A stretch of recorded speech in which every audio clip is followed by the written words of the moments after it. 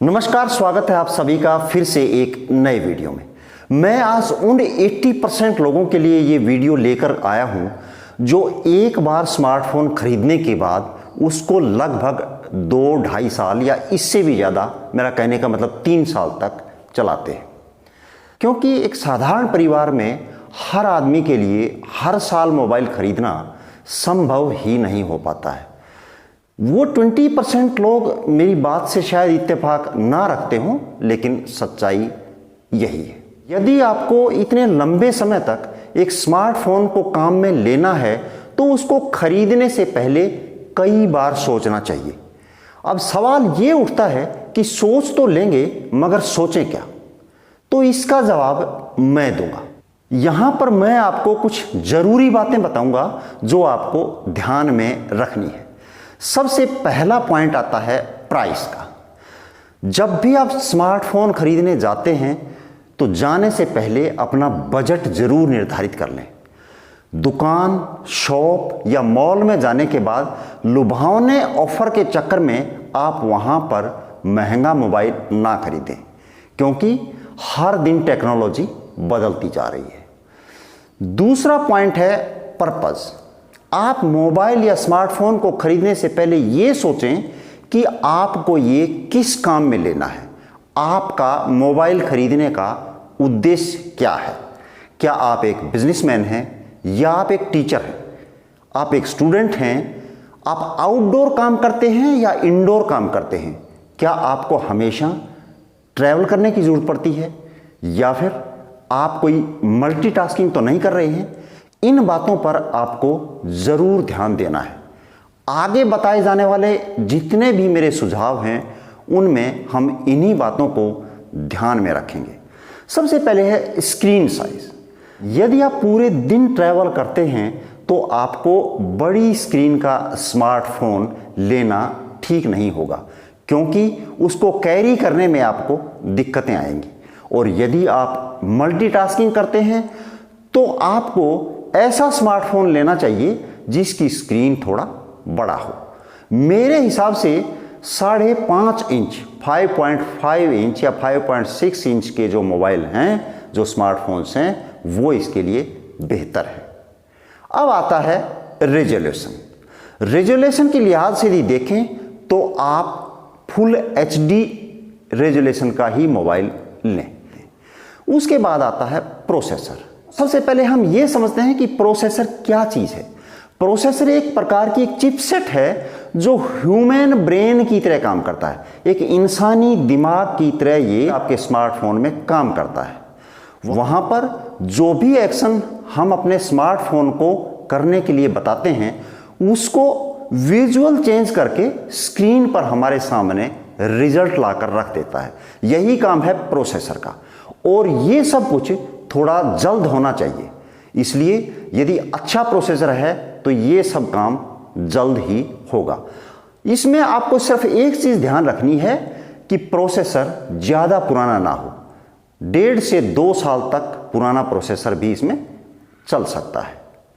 उसके बाद आता है रैम। रैम प्रोसेसर का ही एक हिस्सा है, उसी का एक पार्ट है। रैम भी जितना ज्यादा होगा उतना ही अच्छा होगा, परंतु ज्यादा का मतलब ये नहीं है कि यदि आपको 6 GB रैम की जरूरत है तो आप उससे ज्यादा GB का रैम खरीदें, क्योंकि उसके लिए आपको ज्यादा पैसे देने होंगे और वो किसी काम का भी नहीं होगा।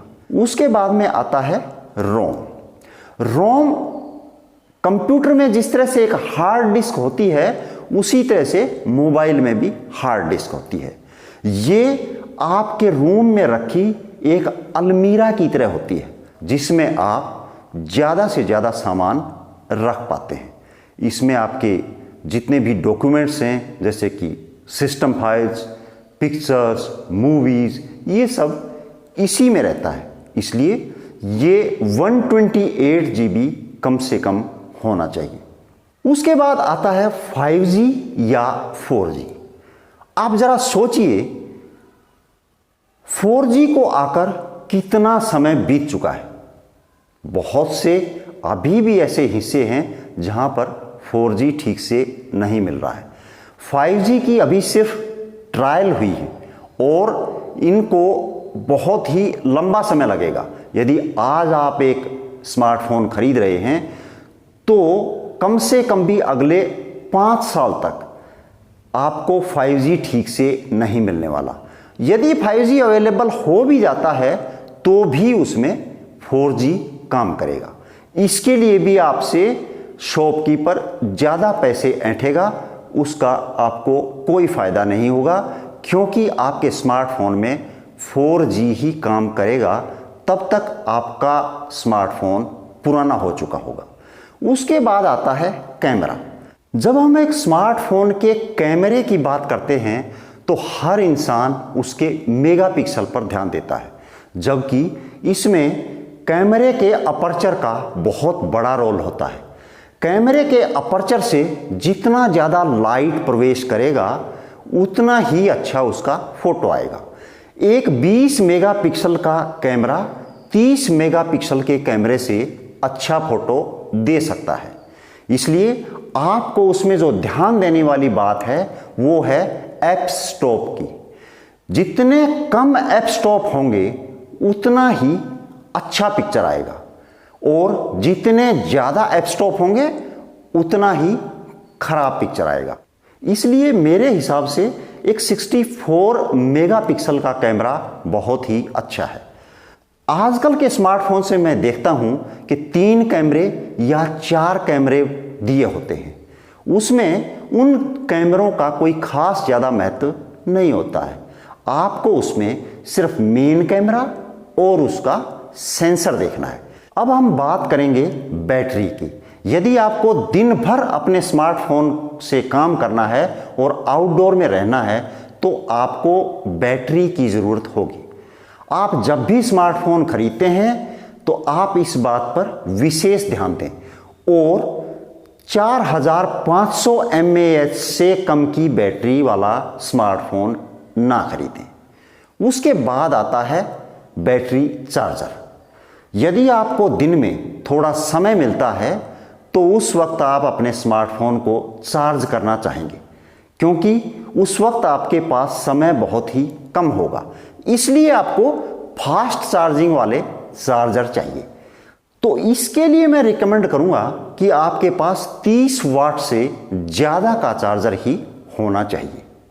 अब हम बात करते हैं इसके स्पीकर के बारे में।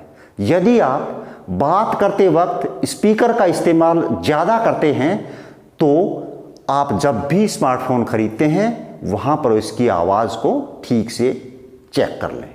और मेरा अंतिम पॉइंट ये है कि जब भी आप स्मार्टफोन खरीदते हैं आप किसी जानी पहचानी कंपनी का ही खरीदें, क्योंकि इससे आपके साथ धोखेबाजी होने की संभावना नहीं रहती है।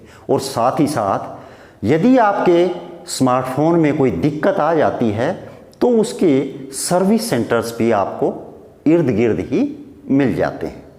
तो ये थे मेरी तरफ से कुछ सुझाव जो एक स्मार्टफोन खरीदने में आपकी मदद करेंगे।